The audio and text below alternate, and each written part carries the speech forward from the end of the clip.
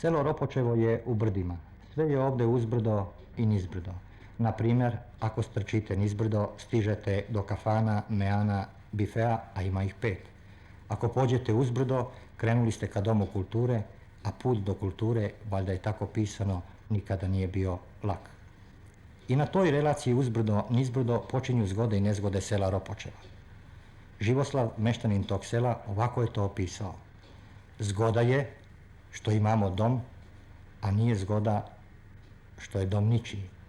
Zgoda je što smo kupili televizor, a nezgoda što se o njemu niko ne stara. Zgoda je kada leti na dobro ponese, a nije zgoda kada zimi ne znamo šta ćemo sa vremenom. Predlažem, kaže Živoslav, da to bude tačka prva. Pozivam jednog vašeg reportera, čekat ću ga na raskršću. Mi smo poziv prihvatili, mesto sastanka ugovorili i pošli u Ropočevo uzbrdo.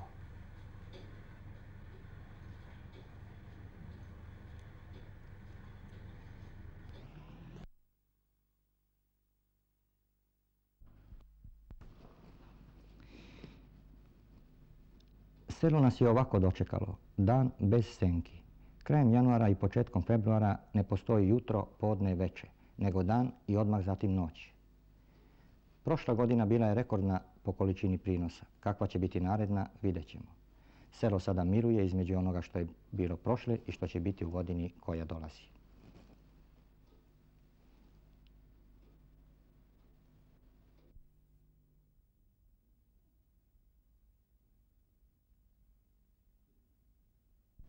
I zemlja miruje, pritajila se, ogoljena, a brazde otvrdle od mraza. Staza nema, do svake kuće može se prečicom. I drveće miruje. U ovom zatišju podsjeća na čudnu mrtvu stražu koja prva treba da otkrije proleće. Stabla se postrojila i čekaju. Više su crtež nego nešto što je rađalo i što će da rađa.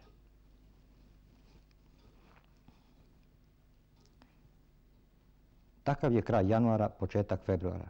Ljudi i stvari su bez senki. Sve je kontura, sve se pojavljuje i nestaje samo u obrisima. I stogovi, i kuće, i ljudi, sve je tu, postoji, ali drveće ne raste iz zemlje, nego lebdi. I kuće, čini se, ne stoje na zemlji. Stogovi su nekako zaobljeni bez oštrih vrhova. Ljudi se ne prepoznaju po osmehu, očima i borama, nego po glasu i širini pleća. A svi imaju nešto zajedničko, imaju vremena, prebiraju duge časove.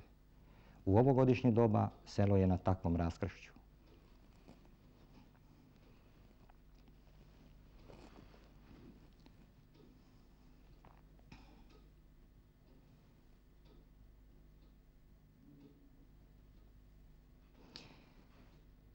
Selo koje nas je čekalo na dokonom raskršću zove se Ropočevo, 60 km od Beograda ka Kragujevcu. Jedan krak puta se odvaja, presjeca ravnicu da bi Ropočevo ostalo u brdima s desne strane, a put produžio još 10 kilometara do vrha Kosmaja. Pre nego što pređemo na tačku prvu, da vidimo neke zgode i nezgode Ropočeva. Zgoda je, kažu, što su Rimljani ostavili selu ovaj put i otišli, ali nije zgoda što se više nisu vratili da ga poprave.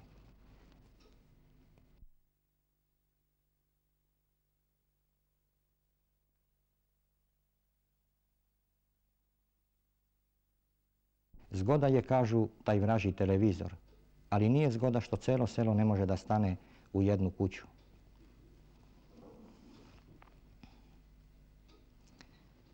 Zgoda je što se brzo smrkne, što noć dugo traje, što ne mora u ovo doba godine rano da se rani. Prisustvujemo jednoj takvoj večeri kada selo krene na brdo, kada mladići, devojke i ljudi odrasli dolaze odnekud. Odakle, to se ne vidi. Oni su tu onog trenutka kad su već stigli.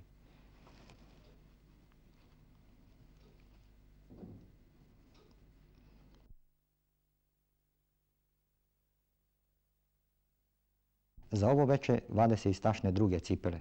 Ubrzo se više neće vidjeti ni kako je ko obuven, ni obučen.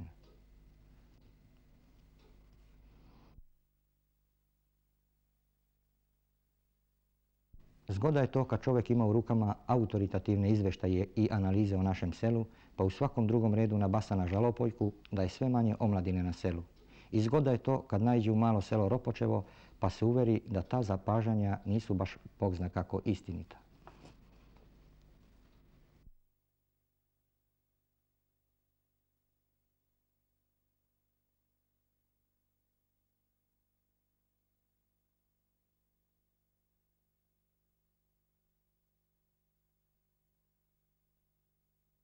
Kada smo se već upustili u ozbiljnu politiku, složimo se da se ozbiljno može razgovarati svuda i na svakom mjestu, čak i pored harmonike i kontrabasa. Na primjer, učešće zemljoradnika u Savezu komunista sa 44% u 1945. godini spalo je na oko 10% od ukupnog broja članova 1965. Nezgoda je što je taj podatak tačan i što zaista ne odgovara pravom stanju i raspoloženju na našem selu.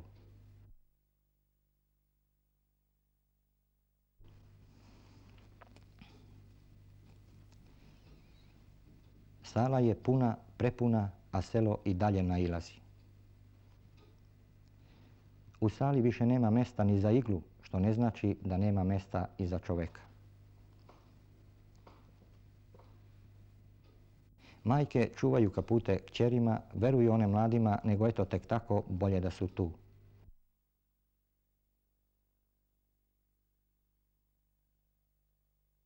Selo Ropočevo subotom uveče u ovo zimsko vrijeme kada inače sve miruje i kuće i zemlja i drveće, baš onako kao što smo vidjeli na početku naše reportaže.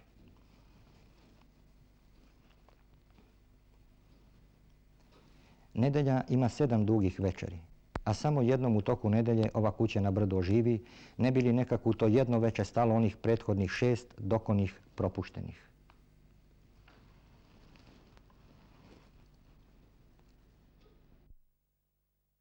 Da krenemo malo selom nizbrdo i uzbrdo. Tačno je Živoslav opisao.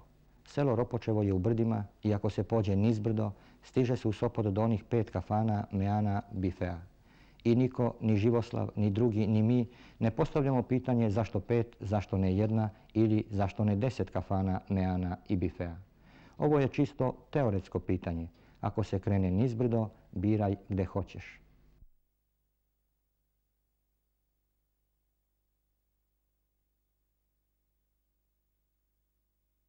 Ako se krene u selo uzbrdo, zar je baš tako pisano da put do kulture nikada ne bude lak? Krajem januara, početkom februara ne postoji jutro, podne, veče, nego dan i odmah zatim noć. Kada smo snimali igranku u ovoj zgradi, bila je odmah zatim noć. Sala je bila prepuna i nije se vidjelo gde smo. Devojke su presvukle cipele, obule one druge za put preko njiva. Harmonikaš je uvio harmoniku da sačuva dirke od hladnog vlažnog jutra. Kontrabas su odnela 2 dečaka dok je svirač išao pored njih i opominjao da pažljivo nose. Na brdu je ostala ova kuća da tavori i pored lepih para koje su tu ubrane od raznih igranki. Niko više nehaje za tu zgradu, pišu u pismu koje smo primili.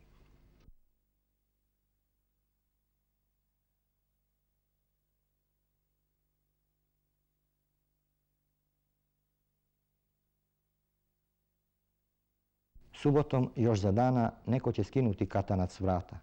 Selo će pohrliti da se u ovoj sali izigra i za prethodnih 6, a za svaki slučaj i za narednih 6 dugih večeri.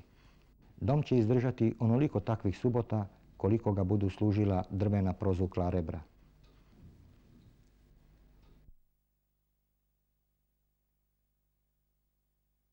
Bilo je rešeno da se kupi televizor, kupljen je. Onda se pokvario i ništa više nije rešavano.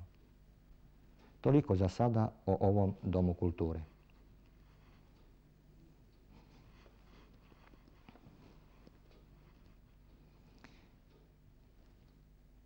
Posle provedene subote uveče u Ropočevu više se ne dvoumimo da li u selu ima ili nema mladih. Više se ne dvoumimo da li selo želi da krene uzbrdo, da na neki način prekrati vreme u ovo doba kada sve miruje. Nema dvoumljenja ni da je selo Ropočevo zaista krenulo uzbrdo i dobro poselo one čuke i bregove koji se zovu kooperacija. Pa onda ono sledi opštu liniju naše agrarne politike. Pa onda u veoma složenom društveno-ekonomskom procesu koji se odvija u poljoprivredi i na selu, kako bi se to stručno reklo, i Ropočevo je našlo niz praktičnih rješenja koje obezbeđuju efikasniju primjenu osnovnih načela ekonomske politike. Ako se ovakav jezik političara i ekonomista prevede, to praktično znači biti u jednom od ovih seoskih domaćinskih dvorišta, krcatih stogovima, ambarima, pa sve do košnica.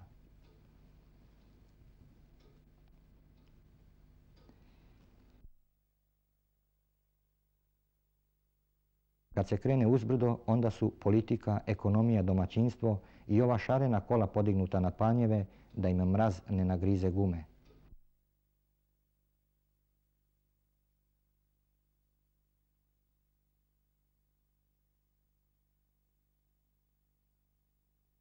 I Miodrag u beloj košulji izbrijan. U ovo vreme nema zbog čega da zasuče rukave. Predah je, a predah nije isto što i nebriga. Da li su svi na broju? 5, 10, 15, tu su.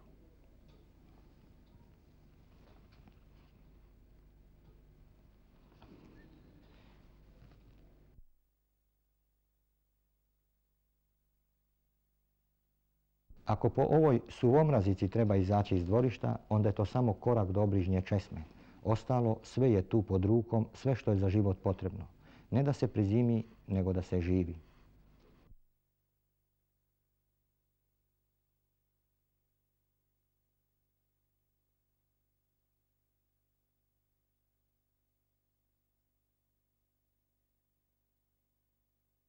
Čikavlaju smo zatekli u štali. Ponosio se svojim kravama i konjima.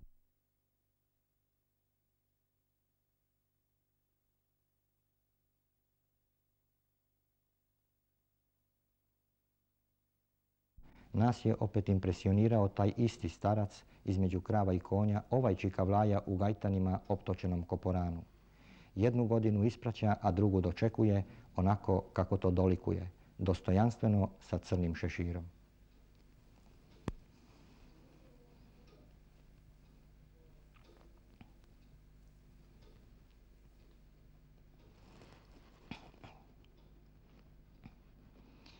Posle ovoga što smo vidjeli nema dvoumljenja.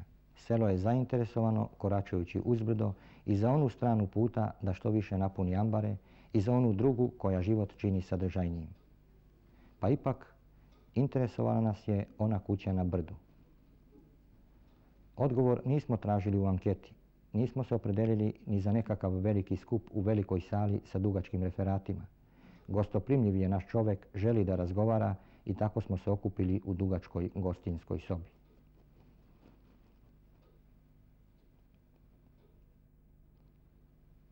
Dogovorili smo se kao ljudi uz čašicu rakije, vina, pite sa sirom, da nam za večeras tačka prva bude ne kooperacija, arondacija, asanacija, mehanizacija, nego ovakva kultura gore u središtu sela.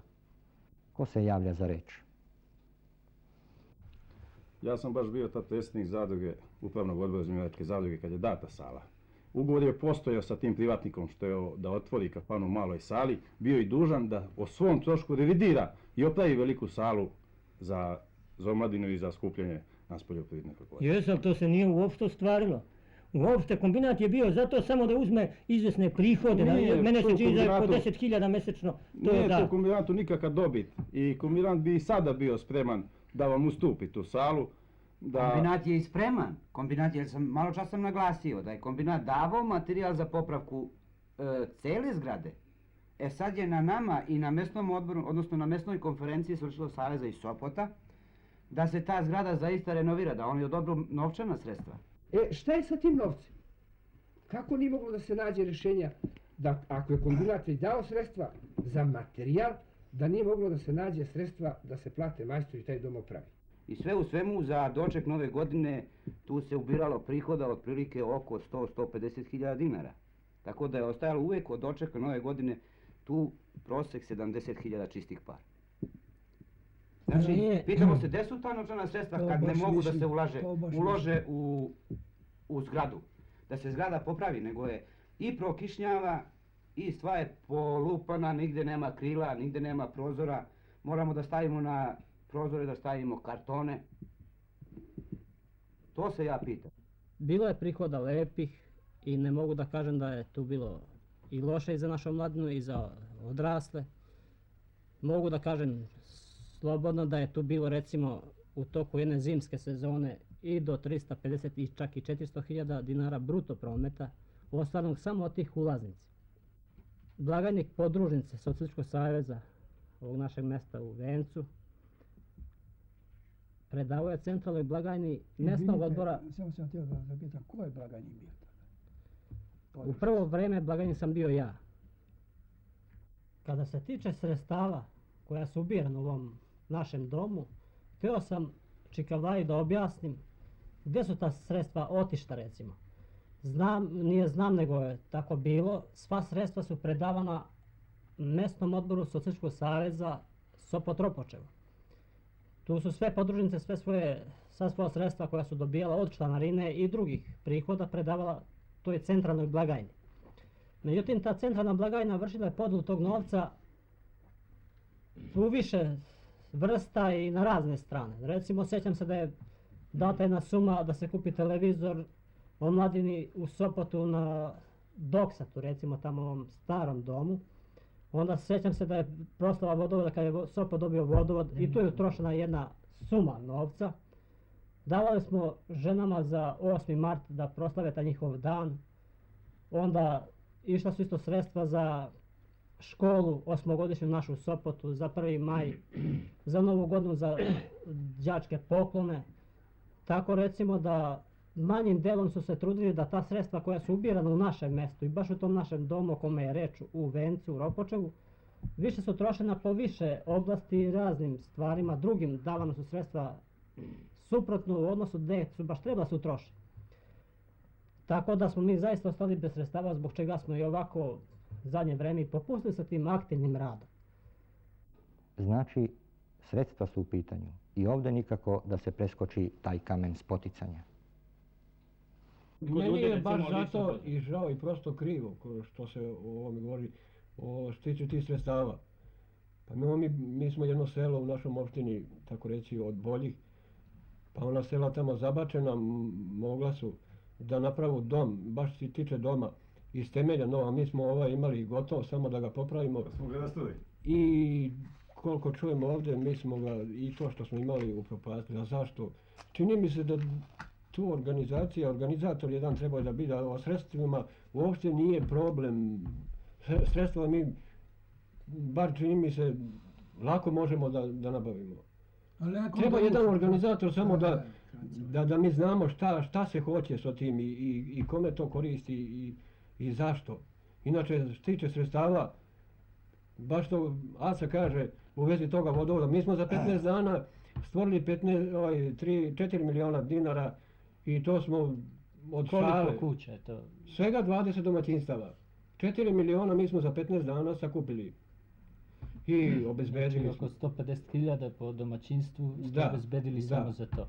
I ja ne vidim ovdje problem nikako, ovdje samo treba jedan organizator koji će da organizuje to i da kaže šta treba, sredstava ima, nema problema, mislim, u vezi sredstava. Znači, sredstva nisu u pitanju, onda da li je dom uopšte potreban selu?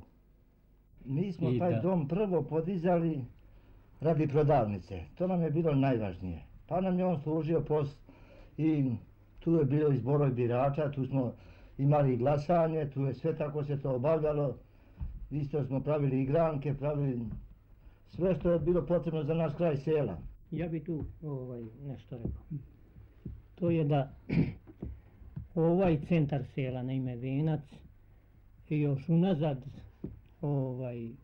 bar da govorimo od oslobođenja, a i pre rata, to je bio jedan kutak gdje su se okupljali ljudi da bi i poljoprivredni proizvođači i drugi ljudi, seljaci, da bi tu proveli izvesno vreme i dogovorili se o izvesnim stvarima. Ali nekako sada, drugovi, tu je nekako zamro život u tom delu sela. Ja mislim da tu i sami nismo krivi zbog toga. Znači, dom je potreban selu, a kad tamo? Međutim, prigovor je da smo mi dali tu njihovu salu privatniku, te otvorio kafanu. I to bar da jedan tu sa uspehom radi.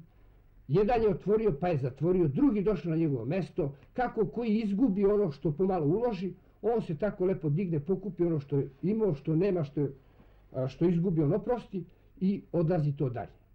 Zar nije sramota da ja danas uđem u kafanu i nađem dete od 12-13 godina, školsko dete, razumeš, da ga nađem u kafani na bilijaru, na dominama tamo, ili na šahu, što sam danas bio svedok, da su se djeca okupili oko jednog stola i posmatraju šah kako igraju. Znači da je interes. Znači da ih šah interesuje, a nemaju gdje novu kafanu. Kao što rekao, veliko interesovanje postoji kako kod starijih i kod omladine za šah. Pa bi u tom našem domu, po mom shvatanju, trebalo nabaviti više šahovskih tabla, pa ako nismo u mogućnostima da osnujemo šahovski klub, ono baš šahovsku sekciju, ne samo da postoji interesovanje za šah, nego čak i imamo jedan izvjestan broj i jaki i dobri šahista, pa bi čak mogli da se takmičimo negdje i mislim da bi tu stvarno i okupili još više omladine i u ovim zimskim danima provodili vreme onako korisno.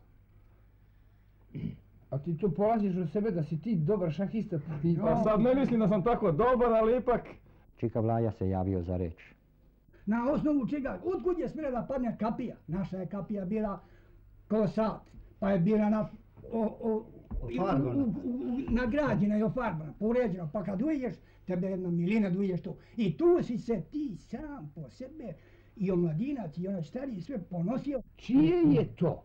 Čija je to dužnost? Da se o tome stvarno malo više povede računa? Trebao bi jedan da ima koji da odgovara za to, naročito. Da, Uvijek tu da bude da otvori, da zatvori, a ne kako ko hoće jednom ključu onog, jednom onoga, da se zna jedan, pa makar bio i plaćen. Da. Pa jeste, Ja mislim koji da bi to odgovarao. mi možemo, jel? Da platimo čoveka koji će da stalno brine i da potpuno opravda ono što mi budemo dali njemu kao platu. Kroz to što će stalno da radi dom. Da idemo na to da rešimo da se skupi samo doprinos, da bi mi ovaj deo puta do ovoga doma doveli u ispravno stanje, jer tamo prolokano, da ne može tamo da se priđe, jeli? Ja sam mnogo zadovoljan ovog puta. Što se to došlo do te diskusije i do toga razgovora da se to baš dovede do onoga stepena gdje treba. I treba da bude. Dobro, tražimo prihode, tražimo da nam pomoći. Ama ja hoću da pomognem i da dam, a da vidim kome dajem. To je glavna tačka. I ko raspolaže tim davanju i da li odgovara za to. Ako ne odgovara, kome da se da. Ako ne odgovara, znači da njemu možda da šta hoćeš, ako oni može da nikom ništa stane na kraju. Sve to što kaže na kraju, da im jednom rečju kažemo, pa da i poštednio, mladi su, možda nije imalo zrelosti ni da misli kako će taj njegov dom da, on je treba da smatra da to njegovo zajedničko koji svoje. I da čuva i to zajedničko koji svoje, onda je u redu. Da im oprostimo. Da im oprostimo ovoga puta, a da dobro povedu računa ako je neko bio zaostao. Malo brige ima o tome. Da se izabere nov čovjek koji će da misli o zajednici i o sebi. Ima li još neka glavna tačka? Mi u celini u opštini moramo da pokrenemo ponovo jedan razgovor o tome da se rad Socijalističkog saveza znatno više približi neposredno građanima kroz upravo veću pažnju ovakvim oblicima rada kao što su podružnice. Ja se sjećam da smo mnogo uspešnih akcija oko izgradnje puteva, oko prenošenja električne mreže, oko izgradnje delova osmogodišnjih škola, oko česama i tako dalje, rešili upravo angažovanjem građana u okviru ovako manjih zajednica gdje su oni neposrednije zainteresovani za ta pojedina pitanja oko podružnica. Tako, ja mislim da u celini se mi nismo sada dovoljno tako organizovali i da zbog toga se pojavljuju ovi problemi. Znači, nije istina kada se kaže da je selo zainteresovano samo za svoje ambare. U kom je grmu onda zec? Milica, što mi nismo shvatili Sopot kao Sopot i Ropočev kao Ropočev. Mi smo pošto poto htjeli da ujedinimo Ropočev sa Sopotom. I Socijalistički savez, i omladinu, i taj kulturno-zabavni život i sve. I Sopot kao takav je to izneverio. Što rekli ste vi da je Sopot kriv, mi nismo se smatrali ranije na Sopot ili na trgovce. Trgovci su bili nama trunu oketu, ili smo mi njima. Ali smo se mi onoliko trudili, nas nekolicina, i napravili da ta ustanova, baš evo dočekao sam i sa vama zajednički, da vi uživate prava, ali ne da rasturite. Ja se sa Belim dobro slažem što vam to pozvao i da se sporazumemo. Nije smelo onda jedna dlaka da fali. Selo Ropočevo hoće uzbrdo. I tamo gdje su puni ambari i tamo gdje je puniji život sela. Ljudi su porazgovarali, dogovorili se i ovako zaključili ovu za večeras tačku prvu. Živan Velikić, službenik. To je nekad bio centar sela, a sad je tamo nekako život zamro. Krivi smo. Milovan Velikić, službenik. Radio sam dan i noć, a sredstva od doma su drugi uzimali. Aleksandar Pavić, inženjer agronomije. Angažovat ćemo jedno lice da se stara o domu. Miladin Ivković, poljoprivrednik. Evo, ja ću da izvlačim kamen, samo neka neko organizuje.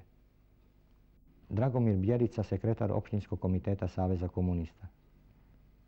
Nekada smo mnogo uspješnih akcija rešavali upravo ovako. Momčilo Popović, poljoprivrednik. Meni je prosto krivo što je ovo ovako sa našim domom. Sredstava ima, novac nije problem. Miodrag Životić, poljoprivrednik. Smešno je, imamo sve, a ne umemo da organizujemo. Živoslav Vasić, radnik. Zgoda je što imamo zgradu doma, a nezgoda što je dom ničiji. Vlaja Životić, poljoprivrednik, starac sa crnim šeširom. Nema tu zgode i nezgode. Ja hoću da dam, ali da znam kome dajem i zašto dajem. Zar je smela da padne kapija? To je glavna točka.